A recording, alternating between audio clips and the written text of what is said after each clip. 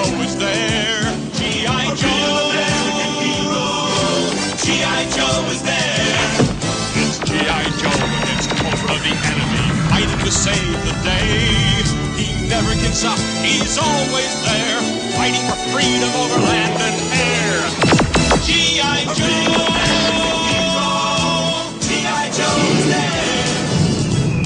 G.I. Joe is the code name for America's daring, highly trained Special Mission Force. Its purpose? To defend human freedom against Cobra, a ruthless terrorist organization determined to rule the world. He never gives up, he'll stay till the fight's won. G.I. Joe will dare. G.I. Joe, American hero. G.I. Joe.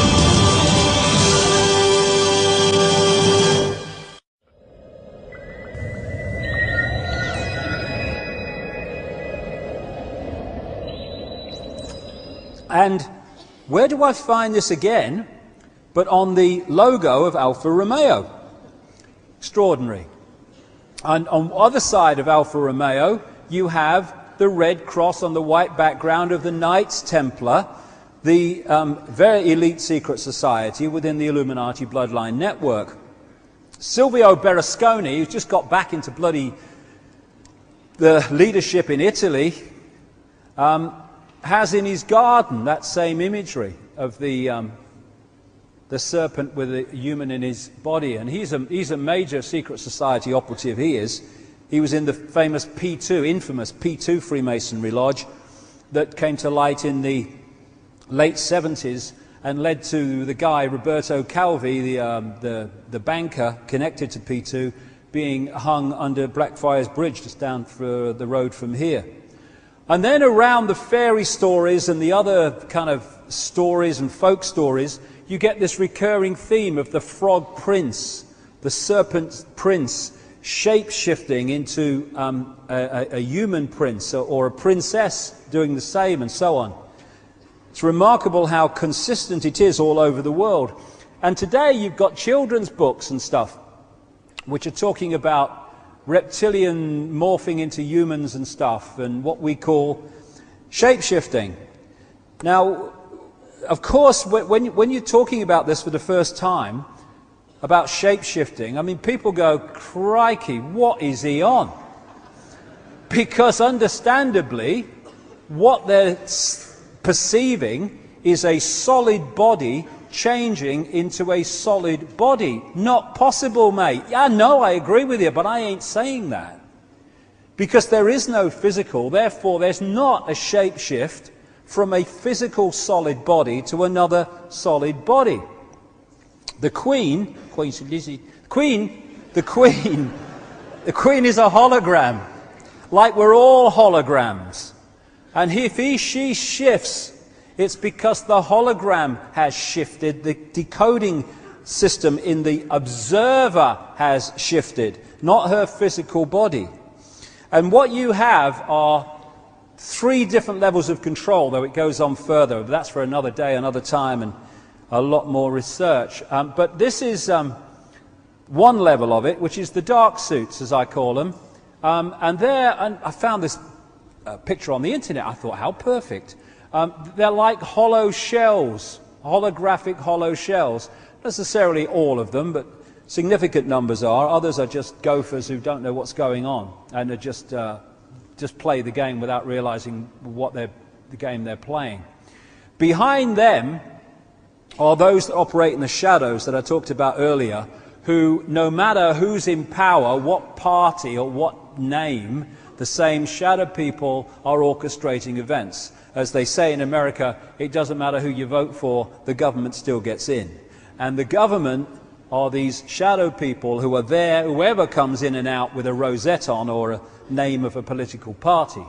And then you go one step back and you go out of this dimension, basically, or more accurately, you go out of the frequency range called visible light that we can decode and therefore see as a physical experience. These reptilian entities seem to operate, and again, it's not just reptilian. There are many different kinds of entities that do not have a human form that operate just outside of human sight, and history has recorded them as demons and all this stuff. But the reptilian part of it seems to be very significant to the controlling systems on the planet today. And they operate just outside of visible light. Therefore, we don't see them in the normal course of events. That's just basically like a ghost. When you're looking at a ghostly figure, most of them don't look solid because they're operating just outside of your frequency. Just enough for you to perceive something, but not enough for them to appear to be have solidity. This is very similar to having a radio and it not quite being on the station. You can hear the station, but there's what we call interference, and it's not sharp. Visually, that's what's happening when people see these ghostly, ethereal type figures. So shape-shifting is not the movement from a dense physical body to a dense physical body.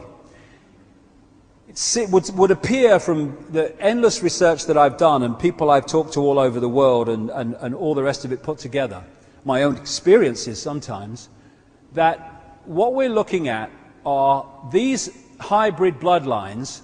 Because of the hybrid nature of the DNA, the software program, they have a vibrational sympathy with that which interbred with them. And this doesn't have to be physical interbreeding either, as I'll come to. And so these bloodlines can be, quote, possessed, their emotional, mental faculties taken over much more easily than the general run of the population does not have that hybrid DNA, thus that vibrational sympathy, compatibility between the two energy fields. So what they're doing in effect is using the secret society network they've set up to manipulate these bodies into power, but in doing so they're putting themselves into power because they're controlling the mental and emotional processes of these vehicles. Now, when we look at, say that's a major politician or something, when we look at him with our five-sense sight, we are going to decode that level of him that is operating with invisible light. So what do we see? We see a human. But behind him, just outside of that frequency range, we'd see something very different. And I've met endless people who've seen it, who do have that ability to move their visual frequency range further than the norm.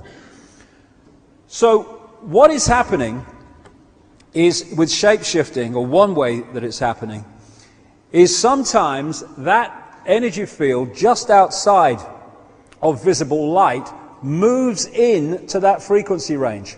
It sometimes happens when this vehicle is going through great emotional turmoil. I've had that story told to me many times when people have seen this, the circumstances surrounding it. And at that point, this energy field enters visible light and becomes the prime forward energy field. And then it goes back again. To the observer, who is decoding that energy field through the brain and turning it into a physical experience, what he observes only in his head is human, non-human, human. Did you see that? But it wasn't physical. It was a change in the decoding of the brain of the energy field it's observing. And this interbreeding can happen without coming into the physical, because these are energy fields, and these energy fields can send down genetic codes down into this reality.